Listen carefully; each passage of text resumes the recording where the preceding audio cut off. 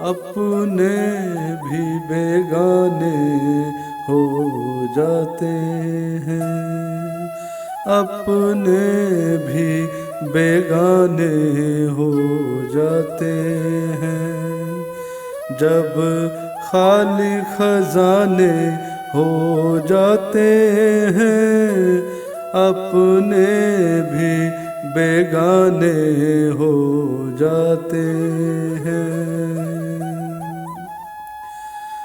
गम से मारे अपनों का कुछ हाल ऐसा होता है, गम से मारे अपनों का कुछ हाल ऐसा होता है।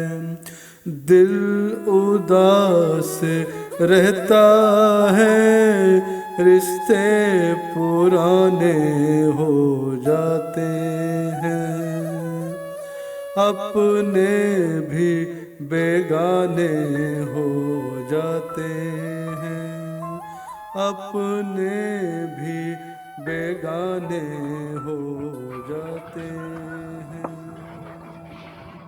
अरे दयाशंकर, ये गम के आंसू हमसे क्यों छुपाता है रे? अरे पगले, तूने तो हमारी गम भरी कहानी सुन ली, अब क्या हमसे भी छुपाएगा?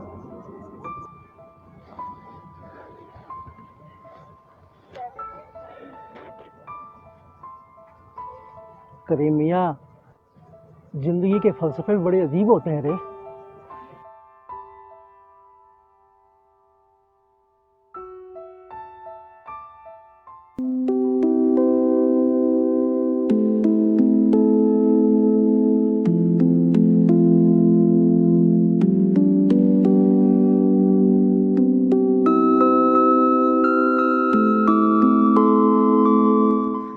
भैया, डॉक्टर साहब है क्या? हाँ डॉक्टर साहब हैं। एक बार उनसे मिलवा दो ना। आप वहाँ बैठो, मैं मिलवाता हूँ।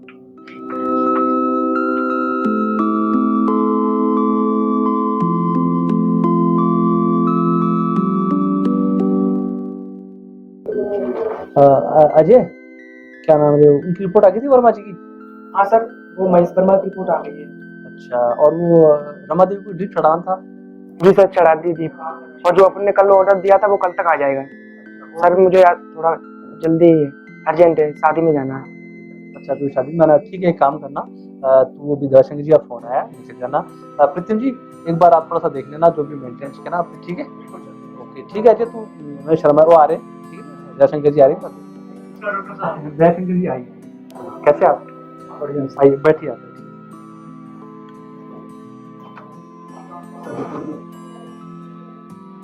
डॉक्टर साहब, अब तो बता दीजिए, इस बोझल भरी जिंदगी में जी क्यों क्या कर? दयाशंकर जी, आपके साथ कोई आया? कोई नहीं आया डॉक्टर साहब। देखिए दयाशंकर जी, मैं आपको केमोथेरेपी नहीं देना चाहता।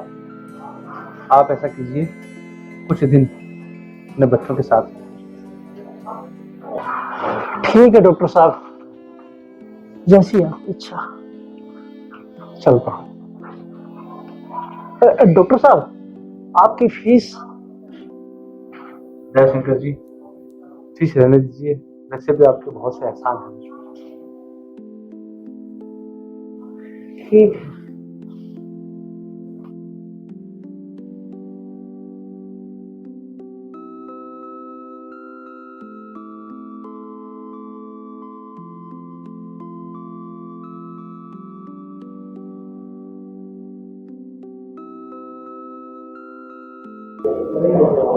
अजय, एक काम करना तुम, दयाशंकर जी मेरे परम मित्र हैं, उनके साथ रहना, ठीक है? ठीक है।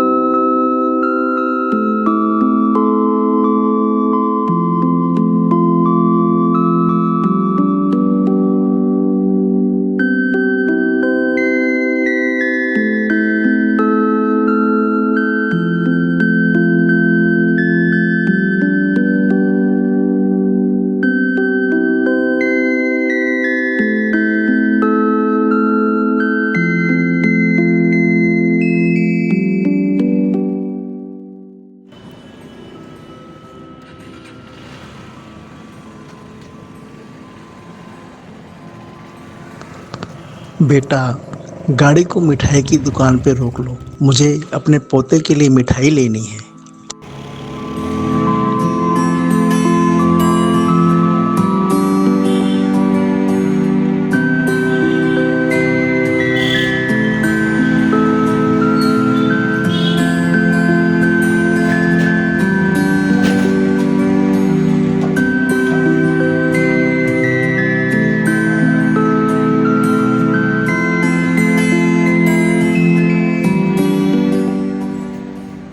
बाबूजी क्या चाहिए आपको? मिल्क केक है क्या बेटा आपके मिल्क पास? केक है अपने पास। क्या भाव है बेटा? मिल्क केक अपना 350 रुपये किलो बाबूजी। बेटा 1 किलो दे दो। 1 किलो कर, 1 किलो दे दो। लो भाई 1 किलो मिल्क केक कर दो बाबूजी को।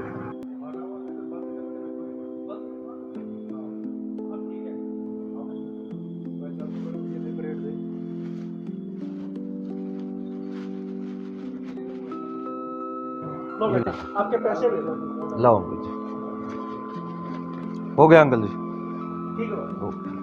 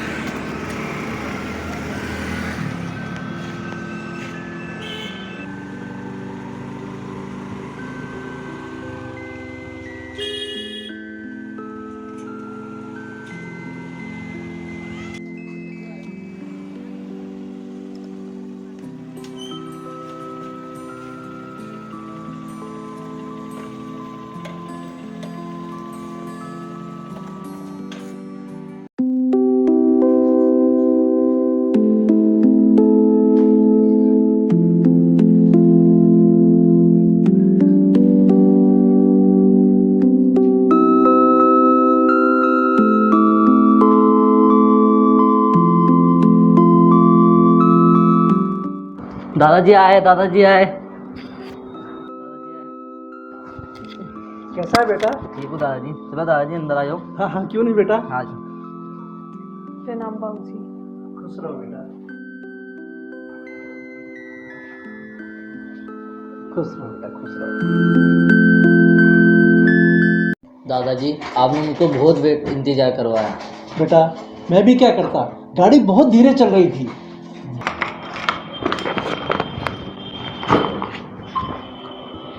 सुजाता, सुजाता, एक गिलास पानी और बाबूजी के लिए बढ़िया सी चाय बना दो।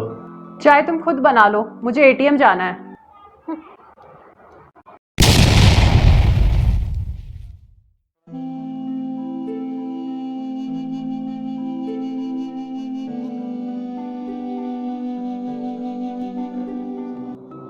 दादाजी दादाजी चलो ना, मैं आपको अपना घर दिखाता हूँ। अरे बेटा तू इतना कह रहा तो चलना ही पड़ेगा। चल आज तेरा घर भी देख लेते हैं। चलो दादाजी। आजा।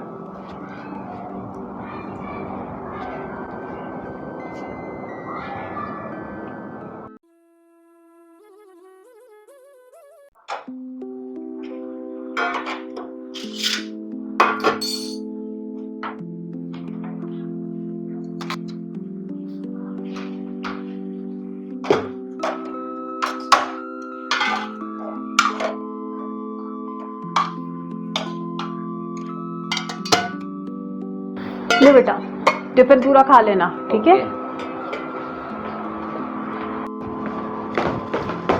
बाय मम्मा। बाय। दादाजी मिलते हैं। ठीक है बेटा, आराम से जाना स्कूल बेटा। मम्मा कोई आए? कोई है? हाँ, आप कौन? जी नमस्कार, नमस्ते। मेरा नाम अजय है। मुझे डॉक्टर साहब ने भेजा है दया शंकर जी की देखभाल करने के लिए। अच्छा, आओ।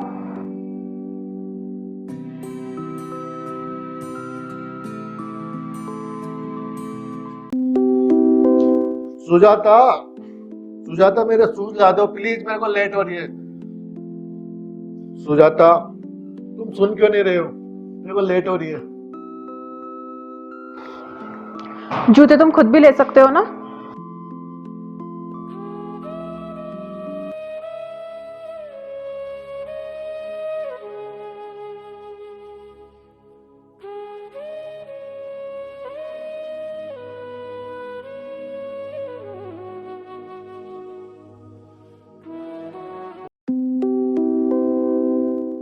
और बता कैसी है? सुजाता यार, मेरी सास आई हुई है, कहीं जाना भी नहीं हो रहा है, बड़ी मुश्किल से पीछा छुड़ाया है। कौन आया हुआ है? क्या बताऊं यार, बाबूजी तो आए हैं और उसको और लिया है। दिन पे दिन काम बढ़ गया है यार। सच में यार, जीना हराम करके रखा है इन लोगों ने। बहू, मुझे भैंस का दूध अच्छा नहीं लगता है, मेरे लिए गाय का दूध लगवा दो। नहीं बाबूजी, इस महीने नहीं हो सकता, प्लीज इस महीने चलाइए।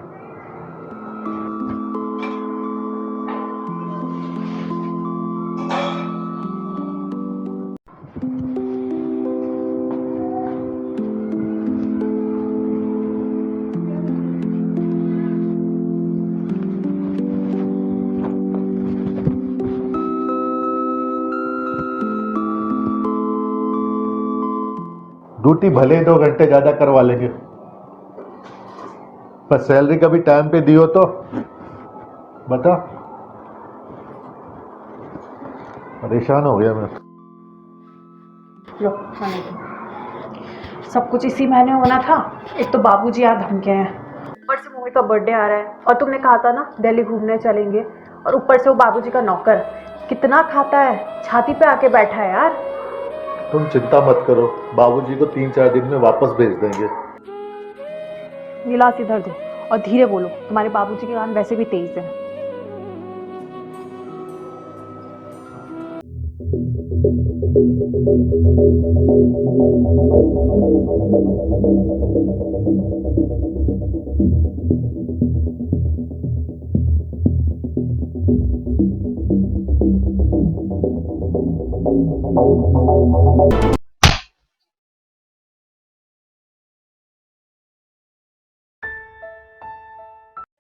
बाबूजी,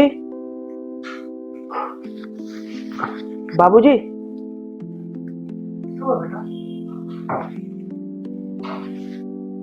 चलिए बाबूजी, यहाँ से चलते हैं।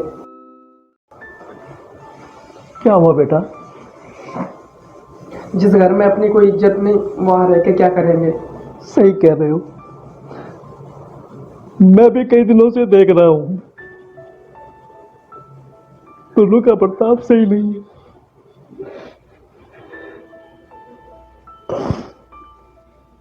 चल बेटा चल, यहाँ से चलने नहीं बनाइए।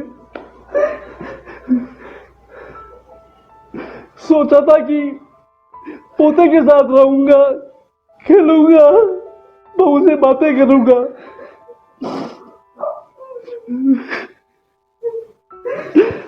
लेकिन सब चीजें अधूरी हो गई।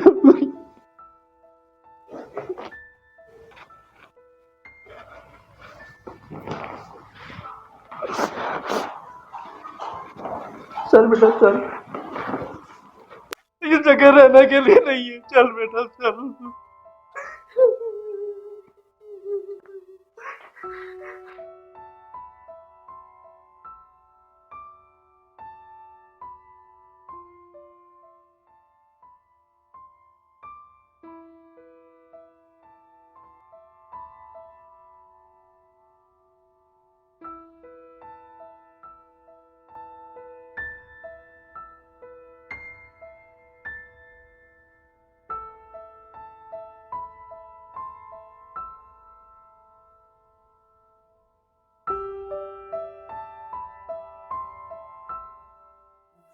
अपने भी बेगाने हो जाते हैं, जब खाली खजाने हो जाते हैं, अपने भी बेगाने हो जाते हैं। गम से मारे अपनों का कुछ हाल ऐसा होता है, गम से मारे अपनों।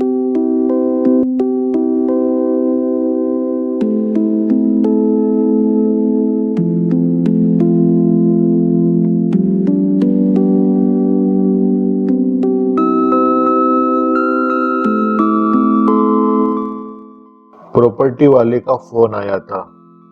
कह रहा था कि सस्ते दाम में प्राइम लोकेशन पर प्रॉपर्टी मिल रही है। बाबूजी की प्रॉपर्टी बेचकर ये प्रॉपर्टी ले लेता हूँ, मगर बाबूजी मुझे माफ कर देंगे क्या? मैंने तो उन्हें हमेशा बोझ समझा, उनसे एक बार भी नहीं पूछा कि उनकी तबीयत कैसी है। बाबूजी मुझे माफ कर देंगे क्योंकि वो मुझे बहुत प्यार करते हैं। चलो बाबूजी से बात करके देखता हूँ। The number you are trying to call is currently not अरे यार, ये reachable. पापा का फोन क्यों नहीं लग रहा? अब क्या करूं?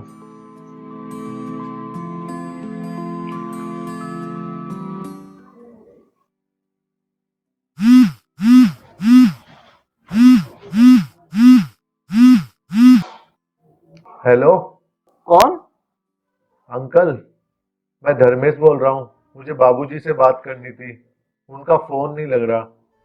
आ गई तुम्हें अपने पापा की याद? तुम्हें तो वो आफत लगते थे ना। अब क्या बात करनी है?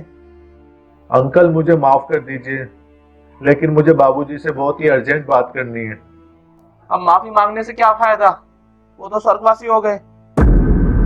क्या? ऐसे कैसे हो सकता है? उन्हें ब्लड कैंसर था। अपने आखिरी दिनों में वो तुम्हारे साथ रहना चाहते थे, पर तुम्हें तो वो बोझ लगते थे, इसलिए वापस चले आए। और प्यार बहुत करते थे तुमसे। आपने मुझे बताया क्यों नहीं? और उनके घर की देखभाल कौन कर रहा है? उन्होंने बताने से मना किया था, और घर की चिंता करने की कोई जरूरत नहीं है। उन्होंने वृद्धाश्रम के नाम कर दिया है।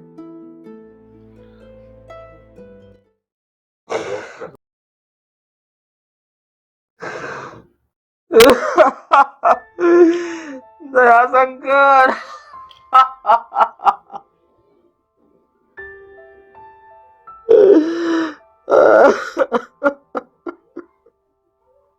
ये सब कैसे हो गया? मैं अपने बाबूजी का ध्यान नहीं रख पाया। मैं कितना बुरा बेटा हूँ। बाबूजी मुझे माफ कर देना, मुझसे बहुत बड़ी गलती हो गई।